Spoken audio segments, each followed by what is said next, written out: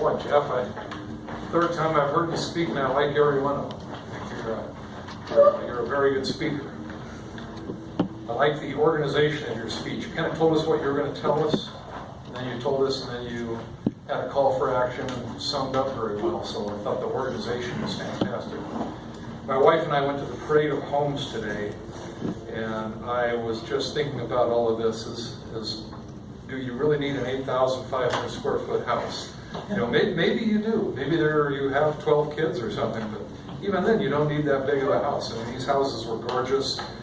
My wife kept nudging me that, you know, maybe we ought to sell the children and buy one of these things. But, you know, really, when I first moved to Salt Lake, the realtor took me around to show me John Stockton's house and all that area, and she said, you know, but in the end, the people that live over here are as happy as the people that live over here. The house you live in is not a source of joy or fulfillment in life.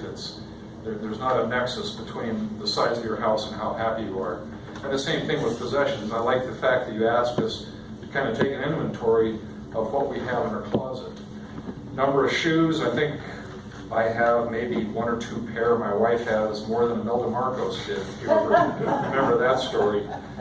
Number of pants and belts, and you're right. I mean, if you're hanging on to this stuff and you haven't used it for a year, there's probably somebody out there that has more of a need for it.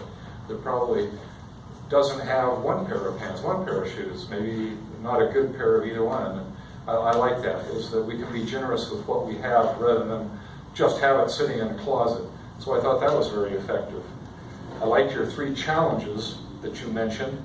And before you got to the challenges, you went over statistics that the average American household has 300,000 items.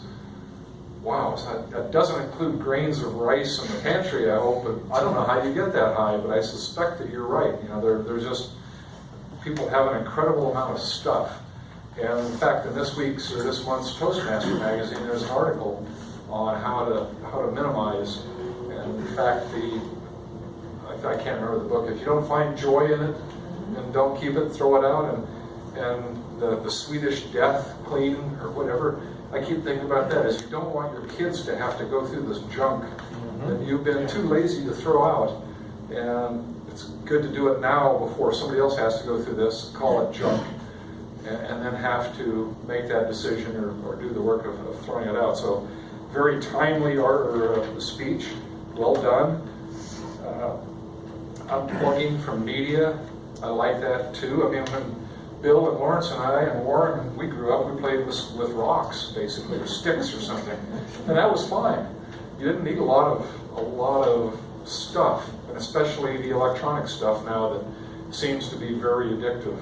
So love your speech, loved your conclusion, loved your call to action, declutter, maybe a little more vocal variety, a few more gestures, and you would really add and drive home those points.